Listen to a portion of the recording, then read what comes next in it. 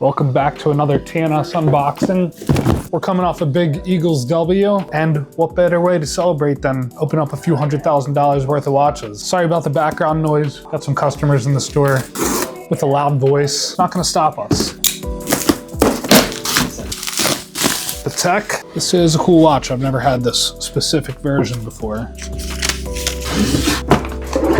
All right, this is a nice full set. So this is a Patek 5035G. It's a white gold annual calendar, but this one features this very beautiful salmon dial. If you know a little bit about Pateks, you'll know that the salmon dial versions always command a premium. So while you can pick up this exact reference in the mid to low 20s in different dial variations and different metal types, this specific version will cost you at least 30 grand. So pretty cool piece. And I actually bought this one from a pretty big dealer who I was surprised that sold this to me for such a great price, but I have a feeling that they were being offered it as a trade-in. They weren't 100% on the value of it, so the money that I offered them to buy it made their trade work, and here it is.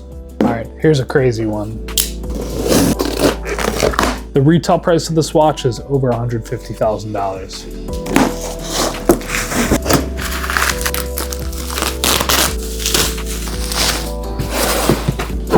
Damn, that is a big watch. This is the Urwerk UR-220. Urwerks in general have a certain design. You look at them and you can just tell it's an Urwerk, but this is one of their very high-end models. All right, and the way it works is you can see the time reading 10:45, but notice what happens when I get to the end. The hand jumps back. So it's a retrograde hour hand. And it's kind of just like you get this animation every hour.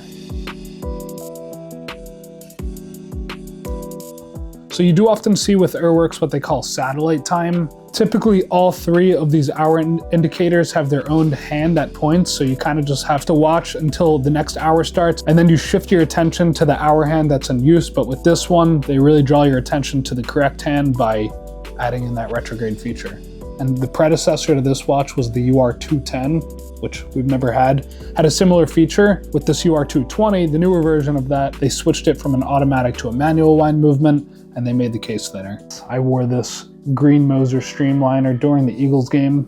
I'm pretty sure that it gave us the strength to win. This is the Super Bowl watch, but now we can sell it, hopefully to an Eagles fan, to wear next year throughout the season. Why is the strap so big? So as big as the watch is, it does still have a nice feel on the wrist, and it is comfortable to wear. I think that's the point of this watch, to have a big wrist presence. But we'll see what else we got.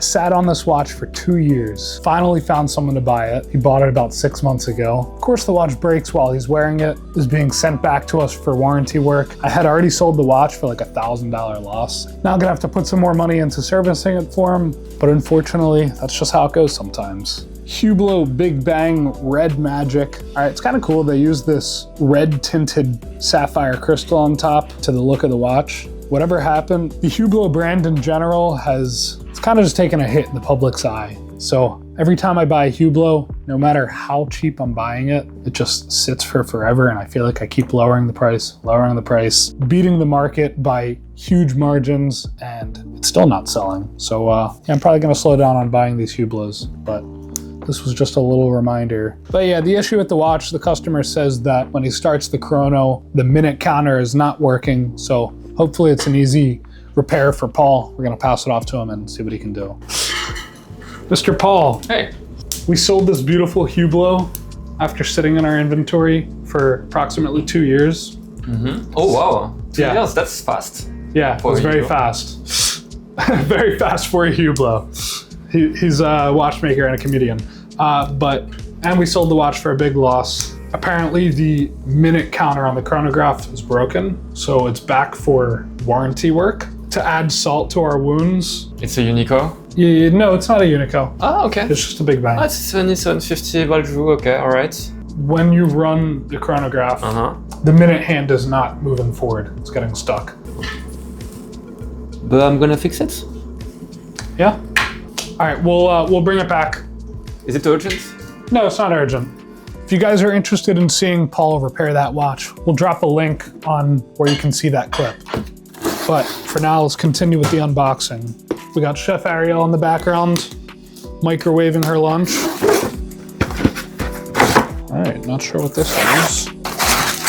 In one of my dealer chats, a whole bunch of gold Rolex bezels, original ones. He posted it for just a little bit over melt price. And these are things that you always don't have when you need, so I bought them. So I bought these for $2,500 and it's about $2,300 in melt price. The way I see it is I paid $200 for these bezels because the rest of the value is in gold. And some of them are pretty sharp and usable. And if you're wondering, where does someone get all of these bezels to sell? A lot of people take a Rolex and they want to add a diamond bezel to the watch, so they take the original off, and oftentimes they let whoever did the bezel swap for them keep the original bezel to bring down the price of the diamond bezel they're buying, and now it's here.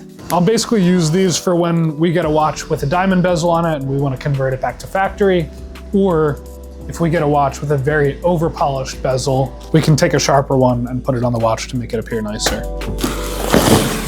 They're doing some construction downstairs. We're actually building a mini kitchen. Oh, cool. I haven't had one of these yet. It's a brand new Rolex, but with the new style green box. Been waiting to see one of these. All right, so it's just a brand new Rolex Submariner with a date. Yes, I'm sure you've seen this watch a million times, but maybe you haven't seen the new box yet. Probably the easiest watch to sell. This will be gone within a day or two. I'll grab one of the older style boxes so we can look at it side by side. First thing to notice is the different exterior cardboard box color. All right, we'll open it up. Inside of the box has a similar pattern, but the new one has kind of like more texture to it, just a different look. I wouldn't say one is nicer than the other. Looks like they put the emblem right on top rather than a smooth surface to add it to. They changed the shape outside of the cushion a little bit. This one kind of has like these inner divots. This one, just a different shape. I think the last thing they changed, yeah, so on the old one, you have to get down low to see this. There's kind of just like this finger cutout to pull the flap down. And on this one, it goes the whole way through. So I guess they wanted it to be a little bit easier to open. That's pretty much it. Some subtle differences. Every several years, they change up the box style, so I guess they felt like they were due. And that's pretty much it. So we're just getting started on this long format YouTube journey. But if you like what you're seeing, make sure to, what do the kids say?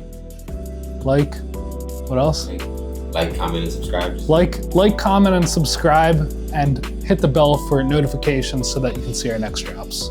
If it's not what they say, let us know.